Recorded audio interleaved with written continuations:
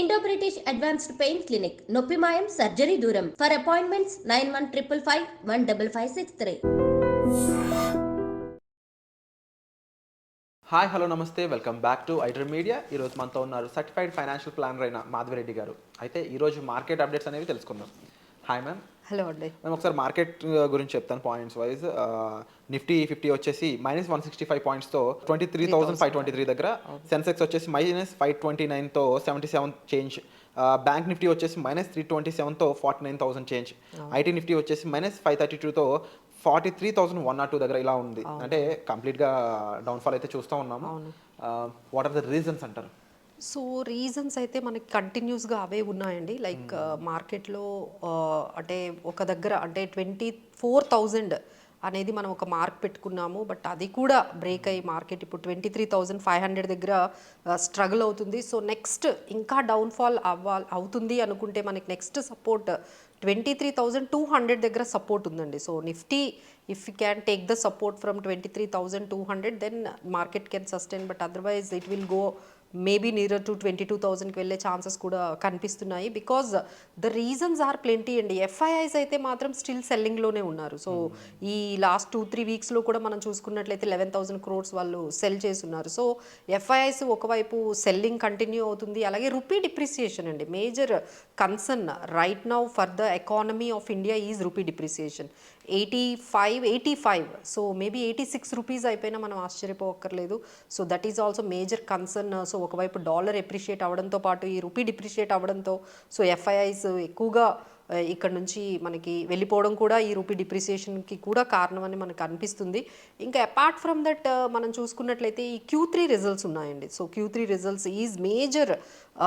మనకి ఇప్పటి నుంచి మార్కెట్ డైరెక్షన్ అంతా కూడా మనకి Q3 రిజల్ట్స్ మీదే డిపెండ్ అయి ఉందండి. ఎందుకంటే లాస్ట్ క్వార్టర్ రిజల్ట్స్ బాగాలేవని మన మార్కెట్స్ అక్కడ నుంచి ఎఫ్ఐఎస్ సెల్ చేశారంటే చాలా వాల్యూషన్స్ ఉన్నాయి.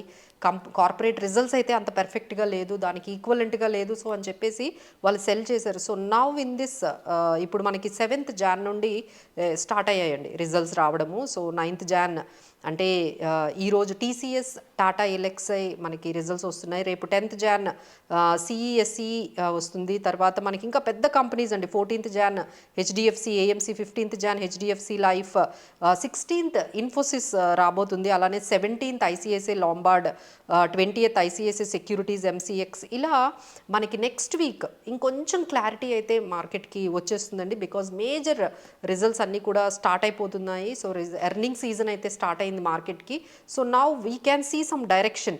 రిజల్ట్స్ కానీ కొంచెం పాజిటివ్గా వచ్చినట్లయితే market can stabilise. But if ఈ see the major companies like Infosys కానీ ఐసిఐసిఐ సెక్యూరిటీస్ ఇవన్నీ కూడా నెక్స్ట్ వీక్లో మనకి రిజల్ట్స్ వస్తున్నాయి. అవి కానీ ఏమైనా కొంచెం గైడెన్స్ కొంచెం తక్కువ కానీ ప్రాఫిట్ మార్జిన్స్ కానీ తక్కువ వచ్చినట్లయితే we can see more downfall అండి. So investors need to be very careful and have to ఈ మొత్తం ఈ ఎపిసోడ్ని కొంచెం ఫాలో అయితే బాగుంటుందండి. అంటే మనకి Q3 రిజల్ట్స్ January 9th నుండి స్టార్ట్ అయ్యి మనకి 31st వరకు ఉన్నాయి. సో ఈ మంత్ అంతా కూడా మనకి Q3 రిజల్ట్స్ వస్తాయి. సో ఎవరెవరికైతే వాళ్ళ స్టాక్స్ ఉన్నాయో కంపల్సరీ ఈ క్వార్టర్లీ రిజల్ట్స్ ఏ విధంగా ఉన్నాయనేది చెక్ చేసుకోండి.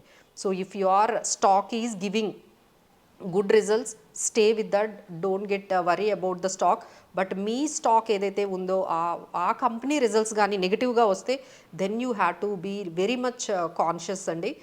సో ఇదైతే మన Q3 results are going to give the direction for the market in this week. ఇంక ఇవి కాకుండా మనకి బిగ్గెస్ట్ నెక్స్ట్ అప్కమింగ్ ఈవెంట్స్ చూసుకున్నట్లయితే మనకి February we have that budget is giving the right direction. ఇక్కడ నుంచి మనకి మార్కెట్ ఎలా వెళ్తుంది అనేది బడ్జెట్ నుంచి మనకు వస్తుంది. ఆ తర్వాత మనకి February 5th మహారాష్ట్ర అదే ఢిల్లీ ఎలక్షన్స్ ఉన్నాయి. సో దాని అవుట్కమ్ మనకి 8th వచ్చేస్తుంది. So now the action is already started. ఈ 9th నుంచి రిజల్ట్స్ తర్వాత ఫాలోడ్ బై మనకి ట్రంప్ 20th వస్తున్నారు. సో ఒకవైపు ఒక విధంగా టారిఫ్స్ అని అందరికీ బాగా భయపెడుతున్నారు, ట్రేడ్ వార్ అంటున్నారు. So need to be very very cautious అండి. సో మీరు ఎవరికైనా ఈ మార్కెట్స్లో definitely every one is holding the shares. రకరకాల మనకి డిఫరెంట్ సెక్టార్స్ సంబంధించిన షేర్స్ పోర్ట్ఫోలియో అంతా మెయింటైన్ చేస్తూ ఉంటారు. రకరకాల మ్యూచువల్ ఫండ్స్లో ఇన్వెస్ట్ చేస్తూ ఉంటారు. సో వాళ్ళందరూ కూడా ఈ చూసి వర్రీ అవ్వకండి. So don't take any rash decisions తీసుకోకుండా ఒకేసారి ఎగ్జిట్ అయిపోకుండా, so better you just meet some financial planners. వాళ్ళు చెప్పినట్టుగా మన పోర్ట్ఫోలియోని ఏ విధంగా మనం ఏ స్టాక్స్ ఉంచాలి, ఏ స్టాక్ ఎగ్జిట్ అయిపోవాలి, లేదు అంటే ఏ స్కీమ్స్ మనం మెయింటైన్ చేయాలి, is is the right time to entry. కొంతమంది ఏంటంటే దీంట్లో కొంచెం ఎంట్రీ అవ్వాలి, కొత్త స్టాక్స్ కొంచెం తీసుకోవాలి అనుకునే వాళ్ళు ఉంటారండి. వాళ్ళందరూ కూడా ఈ టైం అయితే మాత్రం కొంచెం ఫైనాన్షియల్ ప్లానర్స్ దగ్గరికి వెళ్ళి, లేదు ఎక్స్పర్ట్స్ దగ్గరికి వెళ్ళి మీరు సలహా తీసుకుంటే బాగుంటుందండి. Right now markets are between 24,200 23,200 is the broad market range right now అని చెప్పొచ్చు. So now the fears is all about FIIs and major concern మాకంతా కూడా ఇప్పుడు ఈ జీడిపి ఫిగర్స్ మీద కనిపిస్తుందండి. సో జీడిపి స్లో డౌన్ అయితే మాత్రం కనిపిస్తుంది. అలానే మ్యానుఫ్యాక్చరింగ్ కూడా చాలా తగ్గిందండి. సో మ్యానుఫ్యాక్చరింగ్ ఇండెక్స్ కూడా కొంచెం తగ్గింది. అలానే జీడిపి కూడా స్లోయర్ కన్జంప్షన్ కనపడుతుంది బికాస్ ఆఫ్ ఇన్ఫ్లేషన్. ఈ ఇన్ఫ్లేషన్ ఎస్పెషల్లీ అర్బన్ ఏదైతే మనకి అర్బన్ పాపులేషన్ ఉందో వాళ్ళు కన్జంప్షన్ తగ్గించారండి. ఇన్ఫ్లేషన్ ఇలా పెరుగుతుంది కాబట్టి సో కన్జంప్షన్ తగ్గింది. సో కన్జంప్షన్ తగ్గింది కాబట్టి మనకి జీడిపి స్లోయర్ గ్రోత్ అనేది కనిపిస్తుంది. So right now markets are very very sensitive and negative కొంచెం ర్యాపప్లో ఉంది. So every one has to see and follow these kind of updates. కొంచెం అప్డేట్స్ తెలుసుకొని మనం మార్కెట్లో ఉంటే బెటర్ అండి. And better avoid all these trading. కొన్ని రోజుల వరకు కొంచెం ఈ ట్రేడింగ్లు వీటికి కొంచెం దూరంగా ఉంటే బాగుంటుంది. ఎందుకంటే మార్కెట్ మీరు చూశారు వాల్టిలిటీ ఒకసారి బాగా పాజిటివ్గా వెళ్ళడం, మళ్ళీ నెక్స్ట్ డే ఇమీడియట్గా అది 400 పాయింట్స్ కరెక్ట్ అయిపోయి మళ్ళీ 23,500 400కి రావడము, 23,000 దగ్గర ఉండడం అనేది జరుగుతుంది. సో వాల్టిలిటీ అయితే చాలా ఎక్కువగా ఉంది. So you need to be very much cautious. Especially traders has to be away from the markets right now, కొత్త వాళ్ళైతే especially. And IPOs are making the mark అండి. IPOస్లోనే మనకి ఎక్కువ యాక్టివిటీ, ఎక్కువ మనకి ప్రాఫిట్స్ అనేవి కనిపిస్తున్నాయి. సో IPOస్కి అయితే చాలామంది వెళ్తూ ఉన్నారు. సో దీస్ ఆర్ ఆల్ మనకి మార్కెట్స్లో జరిగే అప్డేట్స్ అన్నీ కూడా like we are saying that resistance levels అయితే మనకి 24,000 24,200 ఉన్నాయి. అండ్ సపోర్ట్ లెవెల్స్ అయితే 23,500 అండ్ 23,200 దగ్గర సపోర్ట్ లెవెల్స్ ఉన్నాయి. మ్యామ్ మీరు చెప్పిన విషయాల్లో ముఖ్యంగా మనం అడ్రస్ చేయాల్సిన విషయం, యాజ్ ఎ ఫైనాన్షియల్ ప్లానర్ మీ దగ్గర కూడా వచ్చే క్లయింట్స్ పానిక్ అవుతూ ఉంటారు. అవునండి, బాగా అండి. ఆల్రెడీ మాకు క్లయింట్స్ కాల్ చేసి మేడం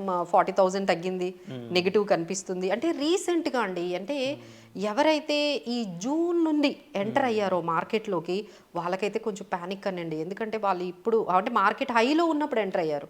జూన్ అంటే ఇట్స్ అరౌండ్ 26,000 మార్కెట్ ఉంది అప్పుడు. అక్కడ ఎంటర్ అయిన వాళ్ళందరికీ కూడా ఇప్పుడు నిజంగానే ప్యానిక్గానే ఉంటుందండి. అండ్ మోర్ ఓవర్ అంటే ఇన్వెస్ట్ చేసే వాళ్ళు కూడా ఇలాంటి టైంలో టెక్నికల్గానా ఫండమెంటల్గానా అని డౌట్స్ అడుగుతూ ఉంటారు కొంతమంది.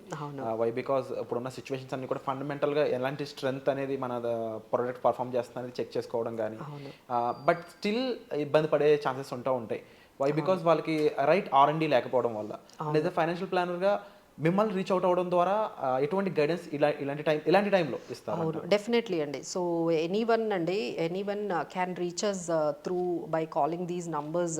సో ఏ డెసిషన్ అయినా ఫైనాన్షియల్ డెసిషన్స్ అనేవి తీసుకునేటప్పుడు ఒక్కసారి ఒక ఎక్స్పర్ట్ ఏం చెప్తున్నారో విని ఆ తర్వాత మీరు ఫైనల్ డెసిషన్ తీసుకోవచ్చు. సో రైట్ నౌ కొన్ని స్టాక్స్ అయితే బాగున్నాయండి. ఎస్పెషల్లీ మనము ఈ HMPV వైరస్ గురించి మాట్లాడుకుంటున్నాం. సో ఈ వైరస్ కూడా కొంచెం స్ప్రెడ్ అవుతూ ఉంది.